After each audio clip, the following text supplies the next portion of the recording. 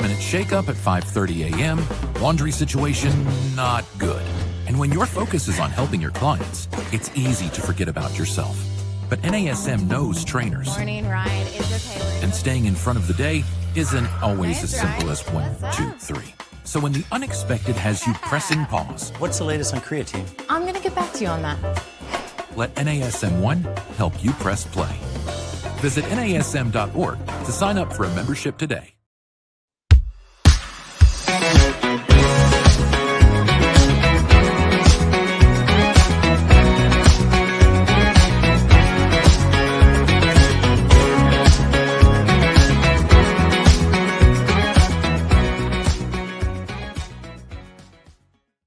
Well, hello there, listeners, and welcome to this week's episode of the Better Than Fine podcast.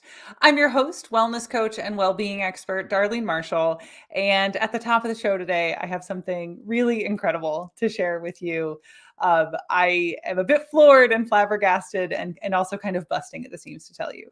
I just found out about a week ago, and it's just been made public yesterday, so now I'm allowed to tell you, that the Better Than Fine podcast has won a 2024 Gold Marcom Award. And for a little bit of context, the Marcoms are a marketing and communication industry award, kind of like how the Emmys are a television award. So it's this big international award. And we won the Gold Marcom for educational episode. And it was the episode, A Theory of Everything with Neil Thies, who is a friend and a mentor and just an incredible human being. And also to just say, like, Neil did a bunch of press around his new book, and the idea that it was our podcast that ended up getting a Marcom for interviewing him is kind of blowing me away. So at the top of the show today, I just want to give some big open-hearted thank yous. I want to thank Eric Sorensen, our producer. He produces all of the NASM Podcast Network shows. He works incredibly hard to bring these shows to our audiences so that we can educate and inform people how to live better lives, whatever their goals are. And so thank you, Eric, for all of your hard work and your support. I want to thank Rich Fahmy, who is Eric's boss, but he was the person who years ago, we're going back almost 3 years, came to me and said, hey, do you think that you would be willing to bring your show to our podcast network? I've been producing the show independently for 18 months. It was a lot of work. It was so much work. And of course I was like, yes, of course I will. So thank you to Rich for believing in me. And lastly, I really want to thank every fan, every friend, every person in my, I might cry, every person in my life who in the course of the last 5 years, because next month it will be 5 years since Mika Opp sat me down and said, you really need to start a podcast. It took courage to do it. It's taken a lot of overcoming of imposter syndrome to perpetuate this flywheel for 4 years. And there's a lot of people in my life who have supported that, but there's also a lot of listeners to the show who have reached out time and again to ask me questions, to say, hey, what paper did you reference about that?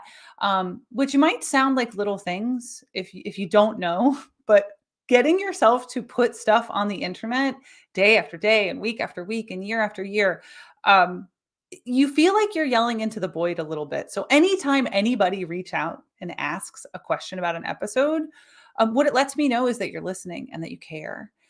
And the people who have reached out and said, I had my kid listen to that. Or I know there's a couple of college professors who have started using our episodes in their courses. There are trainers who say, hey, listen to this podcast episode to answer your question of what you're struggling with. I think it'll help. There are people who have reached out and become clients because the show changed their life. And I know that for every one of those comments, for every one of those people, there are how many dozens, if not hundreds of people that never reach out and comment, which means that it's very likely that you're hearing the sound of my voice now. And we've never communicated other than you listening to this show. And thank you. Thank you for listening to the show, for being interested in this introspective self-work, for wanting to grow and for wanting to better yourself. I think it's something that as a society, we say like, oh yeah, self-work, you should work on yourself. But we don't appreciate that when we work on ourselves, we are part of the world. When you make yourself better, you are making the world better because you are more open, more compassionate, more kind, more introspective. You're more caring. You're more authentic. That means that every interaction you have, you're that better version of yourself in that interaction. You are making the world better. So thank you for letting me be any small part of that. Even if you've only ever listened to this one episode ever, that means a lot. It means getting to show up every day and do something that I'm going to cry, that I absolutely love to get to do. And it is an honor and a privilege that this gets to be my life. So while this award is for a better than fine, to me, it's actually about all the people out there who are trying to work to make themselves better. Okay, I am done being a sap. Anyway, so yay, better than fine. We won a 2024 Gold Marcom, and I am still glowing, and I'm going to keep glowing. I'm not really sure yet how we're fully going to celebrate this, but it is a big honor and a big deal. All right, that's enough about that. I've had my tears on camera. Now we can move on. And today I want to talk with you about how we think about stress as individuals and as this more global conversation about stress that we're having. And I want to start by talking about one of the most impactful books that I read in 2022, which is The Myth of Normal by Gabor Mate. So in the book, he summarizes how most of us are adapted to a world that we think of as soft quotes normal, but actually it's hurting us. He does a lot in that book, a lot. I ended up going back into therapy while reading the book because he talks a lot about trauma and the nervous system and the way that emotional dysregulation and dissociation really affects us to our detriment. And I needed some help to get through it, which is probably the worst review that anyone's ever going to say, like, oh, that book was so intense that I had to go into therapy. But it really is an incredible book. And one of the things that he does very, very well is to make the argument that how we relate to stress as a society is messed up and that it's hurting us. And he talks about the links between trauma, whether we're talking about like little t trauma of like something bad happened or big T trauma like existential threat. So it's the links between trauma, overwork, and emotional suppression, and illness, exhaustion, and addiction. So let me break those down again. It's the link between trauma, big T, little t trauma, overwork, so constant overstimulation, rise and grind culture, push yourself, and emotional suppression. So stuffing your feelings down the well of yourself so that you don't really feel your actual state of being. When I was going through my divorce, I used to tell myself the mantra in my head because I was going through the worst of it. And 2018 was like the worst year of my life. I would tell myself over and over again, I'm fine, everything's fine, I'm fine, everything's fine, you're fine, everything's fine. Which is actually a fun fact why the show is named Better Than Fine. Because right around the time that I came out of that phase, and it did get me through, there were a lot of really bad days that I would just say that to myself over, like, you're fine, everything is fine, you're fine, everything is fine. But when I got to the other side of that period of my life, and I got my head up and I started looking around, that was the moment that I found positive psychology. And the realization in positive psychology, there's this foundational belief that the absence of the negative things is not the same as the presence of the good stuff. And it was like, oh, that would be to be better than fine. And that's why the show is called Better Than Fine. Okay. So trauma, emotional suppression, overwork. What we don't realize is that there is a link between those things, stuffing your feelings down the emotional well, and illness, exhaustion, addictive coping patterns. And part of the conversation we're going to have about stress today is showing you that link so that you understand that when we talk about stress in these really unhelpful ways, what we're actually doing is driving the flywheel of dis-ease, get it, disease, and costing ourselves the lives that we're capable of having.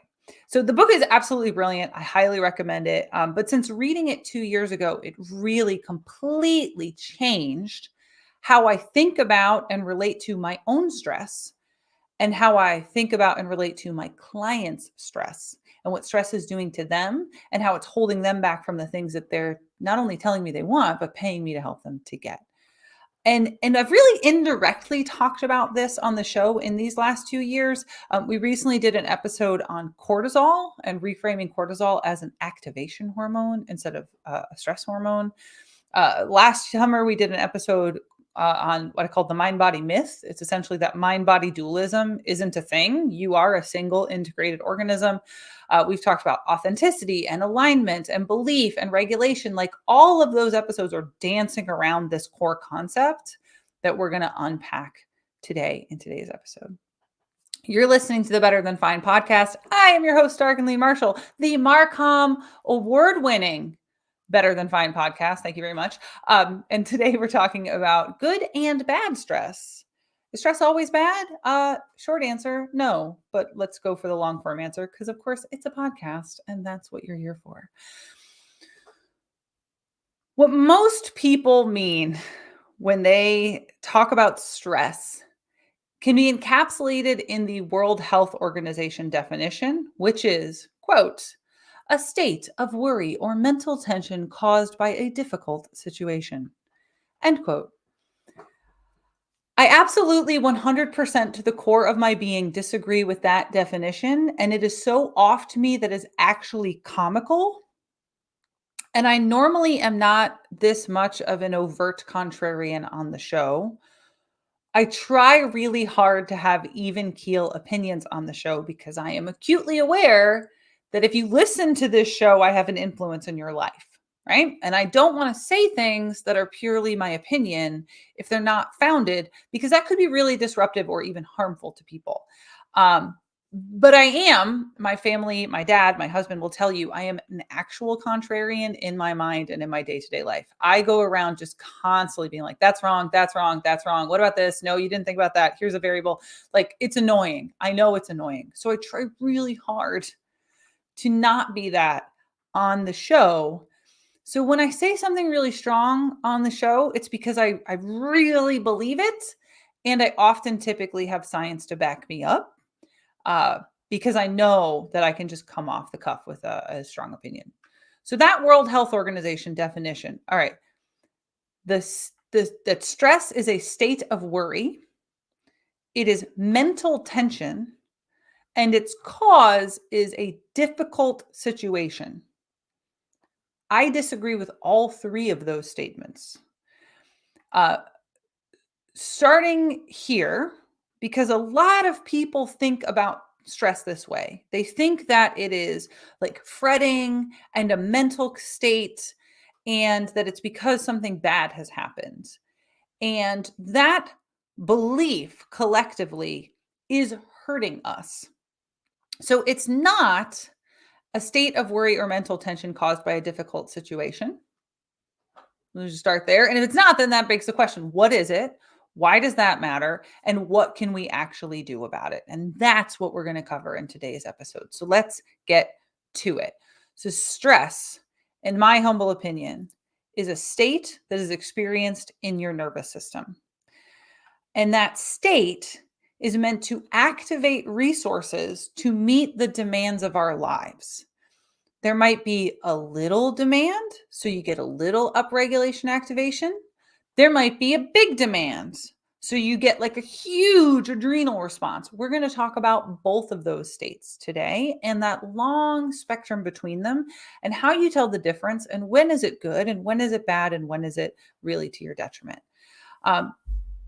When we get this activation in the nervous system, it increases our heart rate and blood pressure.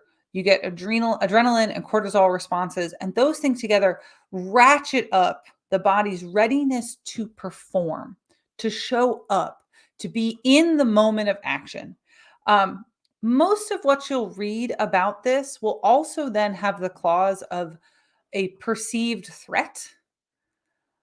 But that is not always the case. And again, I think that when we present it like this, right? It's mental worry, a mental state of a perceived challenge or threat. What we're telling ourselves is, oh, well, it wasn't a mental challenge or it wasn't a threat, so it couldn't have been stressful. And then people get the wrong idea about their own feedback loops in their own embodiment, and they tell themselves that wasn't stress. And then they don't react appropriately to recover, in my opinion. So we get an activation. I get an activation before I do the show because I'm excited. I got an activation. When Eric called me to tell me about the word, I literally jumped up and down and screamed in my kitchen, and my husband thought something was wrong. Right? That was an activation. It wasn't a threat. It wasn't a challenge. It was something exciting because it's exciting.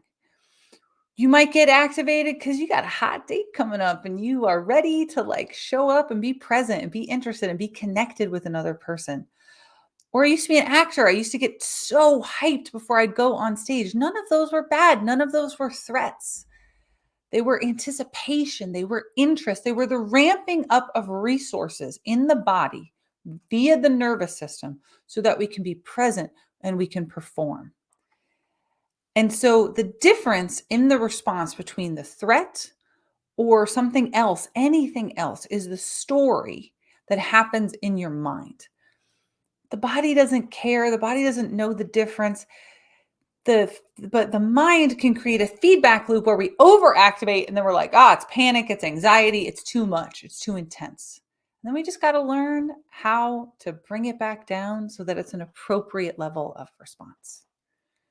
Let's talk about what that response is. Let's talk about the physiological changes so that maybe you can recognize them more in yourself and start picking up on your own cues of when this is my nervous system turning on. That's that stress thing that we've been talking about. All right, so here they are. These are the physiological changes. So your heart rate and blood pressure increase as the nervous system starts to ratchet up, right? You get that stimulation, you get that activation. Yes, we call it stress. Heart rate and blood pressure increase. Now, heart rate variability drops. We've had a few episodes where we've talked about heart rate variability. Maybe you've got a wearable and it gives you your HRV. That is the consistency of the time, the rhythm between the beats of your heart, right? So we think of kind of like a drum beat of the heartbeat is going to be this nice, steady, even rhythm, right? If I'm playing in the school marching band, I need a steady, even rhythm.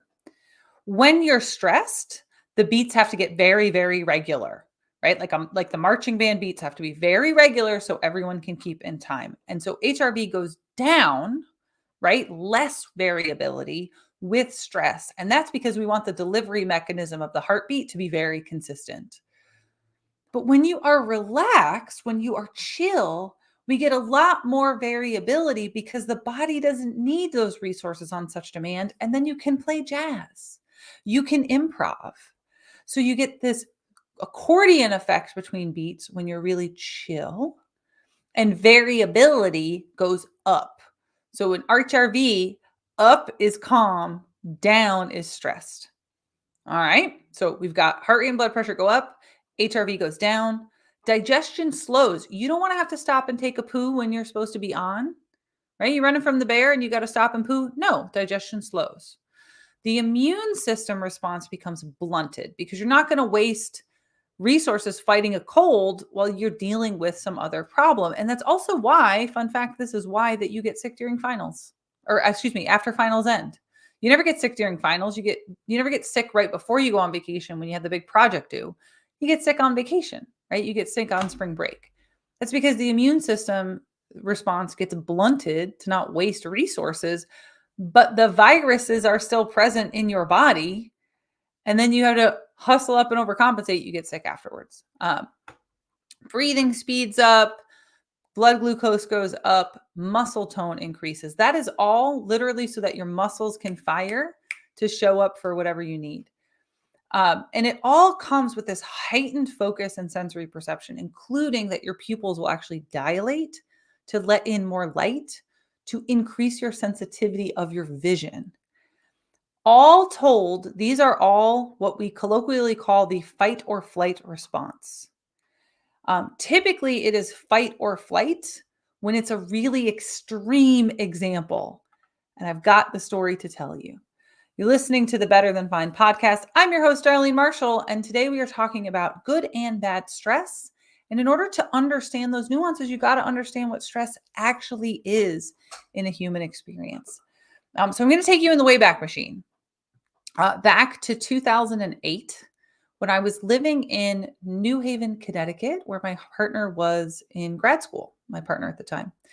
And I was in a play. Fun fact, I used to be an actor. I was in a play that was rehearsing and was getting out of rehearsal at 11 o'clock at night. I am from a very small town. And at the time in my life, I was a bit foolish and, let's say, arrogant, because I didn't really know better that I shouldn't be walking home at 11 o'clock at night alone, because I thought, nobody's going to mess with the 6-foot, 200-pound rugby player. Let him try. Well, that was a very foolish way for me to go about my life. And there was a huge snowstorm. The city was completely empty. I thought I'd be safe. So I walked home the 3 blocks by myself in this notoriously dangerous city. And of course, all the women right now who are listening, I want you to pay attention to your blood pressure and your heart rate increasing, because every single woman who is listening to this, and probably some of the men, I'm not going to make it fully gendered, but your blood pressure is probably going up. Your heart rate might be going up as well, because you know what's going to happen. You know where this is going. I'm walking down my block. Snow is up above my ankles. And I notice someone is slinking alongside the cars about halfway down the block, right near the entranceway to the breezeway of my building. So I keep him in my peripheral vision, right? I'm trying not to engage. And I turn up the walkway to go toward my building, heads on a swivel.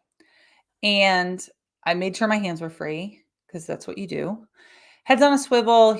I had lost track of him when I turned up toward the building. And sure enough, here he comes. He is running up over the breezeway, coming at me and pointing a weapon at me and demanding my bag. So what I can tell you about that moment relevant to this conversation is the richness in detail of, I could tell you how intense the snow was falling, how big the snowflakes were. I can tell you how crisp the air was, like that kind of crispness that you only get in a midwinter storm in New England. And I know what I was wearing. I know what boots I had on and what coat and my hat. I remember what bag I was carrying. I remember that I refused to give him my bag because I had all the show notes. I had been the one taking the blocking notes of the play that night. And I didn't want to lose the rehearsal notes. When I tried to speak, the voice that came out was not my own normal voice. And the person I was with at the time was asleep in our bedroom directly above where I was standing. And he didn't recognize the sound of my voice. He hadn't walked me home because he had the flu. So he was laying in bed right next to the window, and he could hear that someone was yelling, but he didn't recognize it was me. And my throat was just so tight from the experience. And the guy didn't get anything. He didn't hurt me. But the next day, my entire body hurt, because that kind of actual fight or flight, the actual, I am going to fight this person for my life, is so significant that every muscle in your body gets tense. You are like a coiled spring because of this acute response. My vision got very clear. My hearing was very sensitive. The crunch of the snow. I remember, so he didn't have a gun. He had a hammer because he was going to smash and grab on the cars. And he was holding the head of the hammer, pointing the handle at me. I could tell you what color and what texture that handle was. I could probably take you to a hardware store and buy you that exact hammer, because the detail becomes so rich in your mind. I fought him off, which the cops both celebrated and scolded me to move forward, which I thought was very funny. But when we talk about stress, we talk about it like that. We talk about it like it's this really intense experience. But that actually does a real disservice to all of us and our understanding of how this stuff works, because that is acute distress. It is short-term negative stress. Distress is what we all think about as stress. It's bad stress. It is the stress that breaks us down. It wears us away. It overwhelms us. It harms us. And we talk about stress like it's all distress, but that is not accurate. That is only one kind of stress. And as the title of this show implies, there are two kinds of stress. Eustress, EU stress, eustress, is the stress that builds us up. It is the necessary stress required to build resilience, to build skills, to challenge us to grow. So a few months ago, I was speaking at an event. I was really excited about it. And I realized right before I went on that I was compulsively eating mints, the mints off of the middle of the table at the event. I was just one after another after another. And I think like the organizer might have noticed and thought I was being weird, but I was stressed. So I was soothing.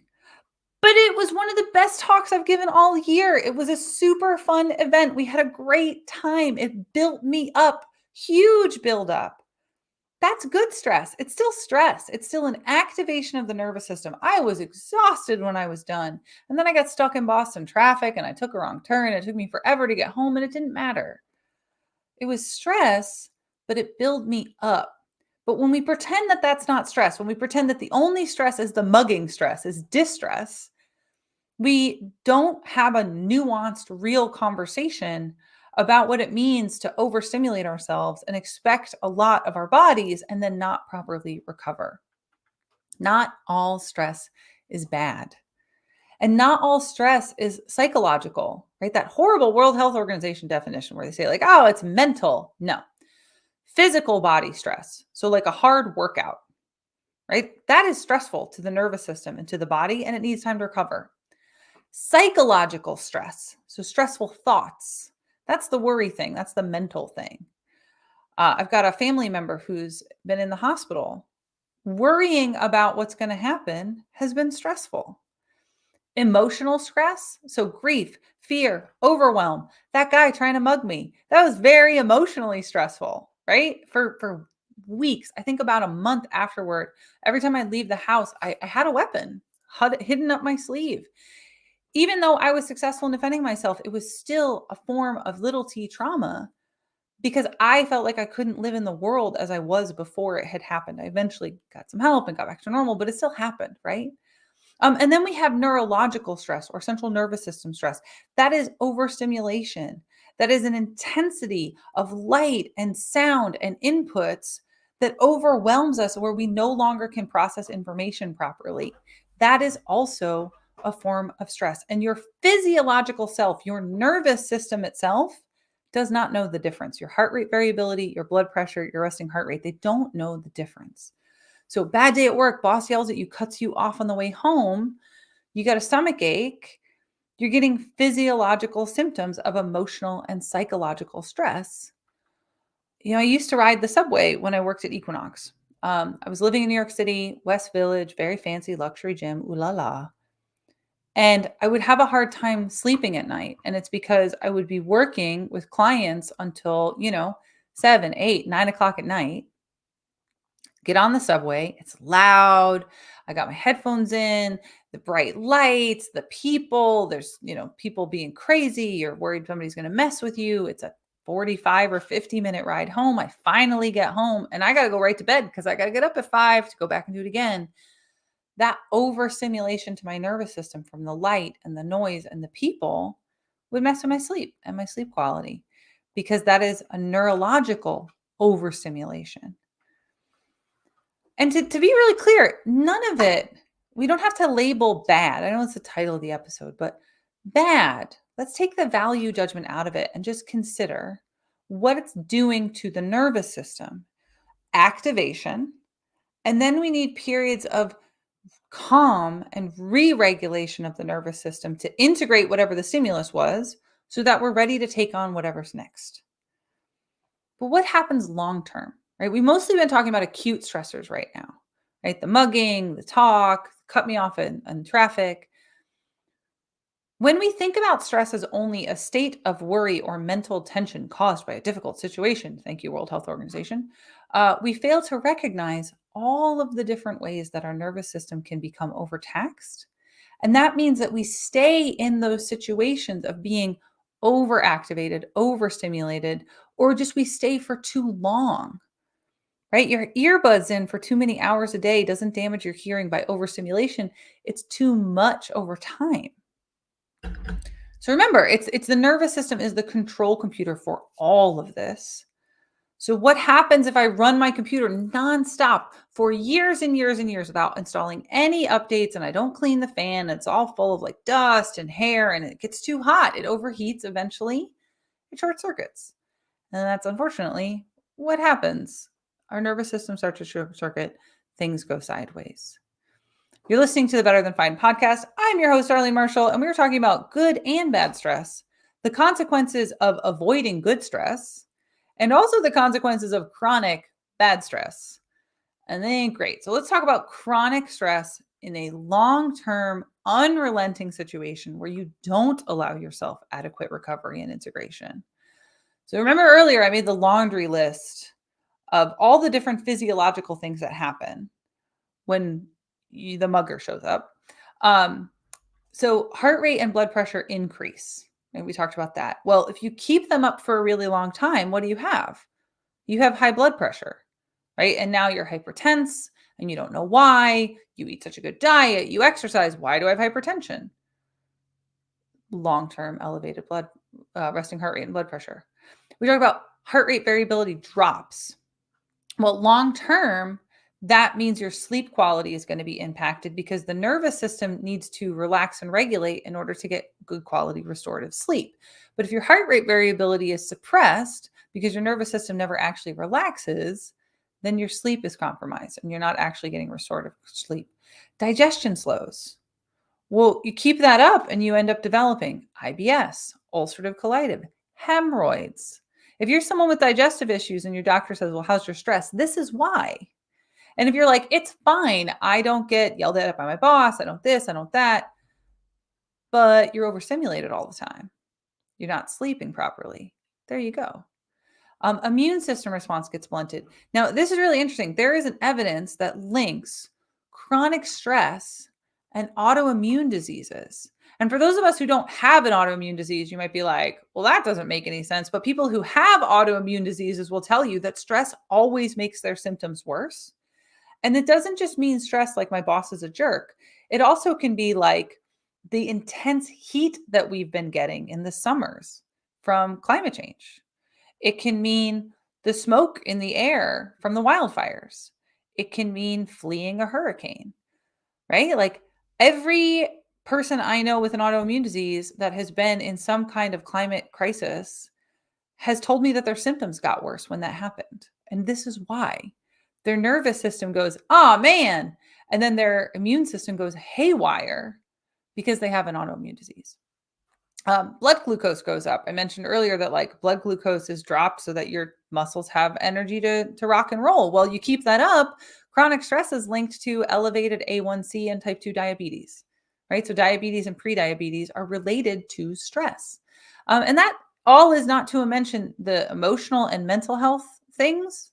So chronic stress is associated with anxiety, depression, and panic. And what has been on the news the last 3 years since the pandemic era is that we have elevated rates nationwide, record high rates of anxiety, depression, and panic. It's all related. And it's all under this umbrella of chronic distress, right? Bad stress that wears us down for a long period of time eventually starts to break us down physiologically, which is why I hate this World Health Disorder, World Health Organization definition. Activation can be a problem when it is rampant and uncontrolled for extended periods of time. But remember, I said that not all stress is bad. Some stress we need to grow us, to challenge us, to stimulate us, to change. But when it's too much, too often, it breaks us down. It is the dose and the mindset story that make the poison. And I think part of the problem right now, and this is the argument that Gabor Mate makes in The Myth of Normal, is that so many people are so acclimated to being overstimulated all the time that we think that it is normal. We think that this is how it has to be. In an attention economy, it benefits media companies, where we're talking about social media, streaming media, or otherwise, to keep you in a state of overstimulation disguised as recreation and relaxation.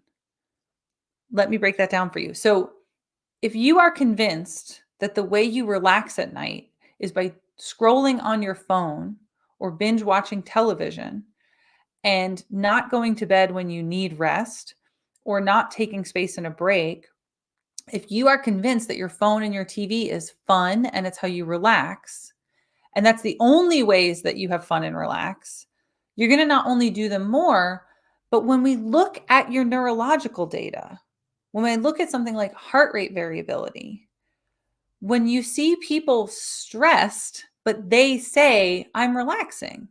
Or my favorite is, I used to have clients that I would talk to them about their alcohol consumption and be like, I need 2 or 3 drinks to go to bed at night. But then I look at their data and it's like, yeah, you fell asleep, but you didn't rest. Your heart rate variability never regulated because of the alcohol. Or you fell asleep in front of the television. It's like, well, your resting heart rate never went down because of the overstimulation from the light and the sound. That's not rest and recovery. That's more stress to the nervous system.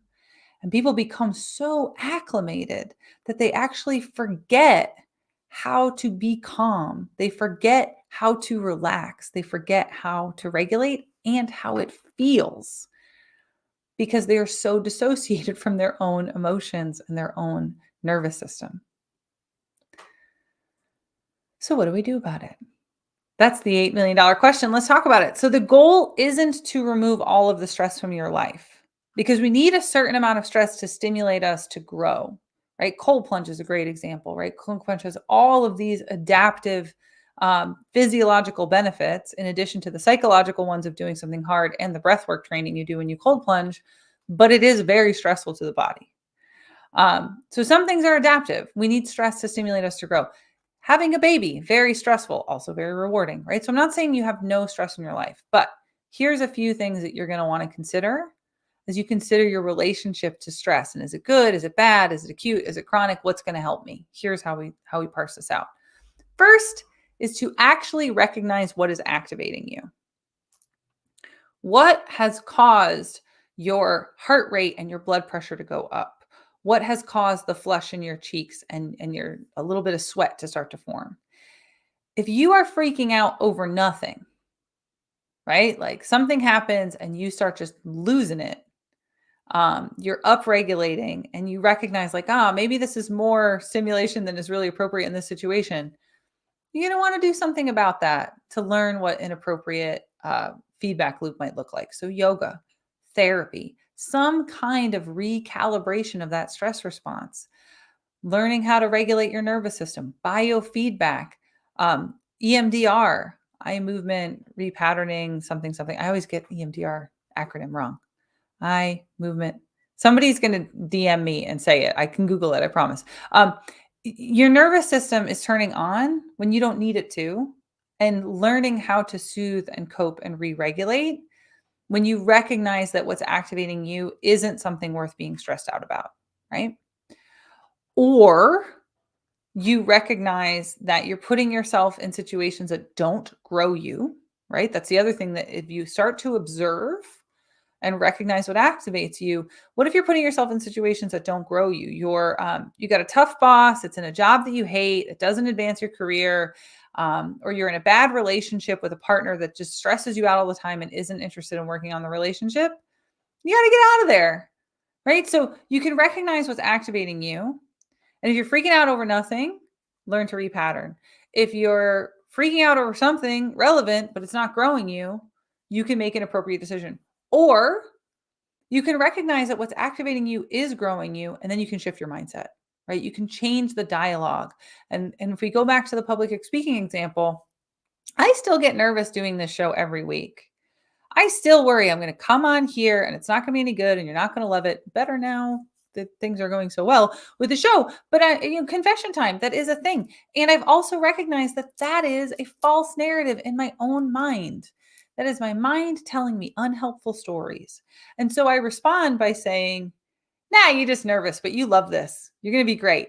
And then the starting music comes on and Eric will tell you I always dance behind the camera while the intro music and the outro music playing. I'm dancing over here because I'm shaking off the nerves.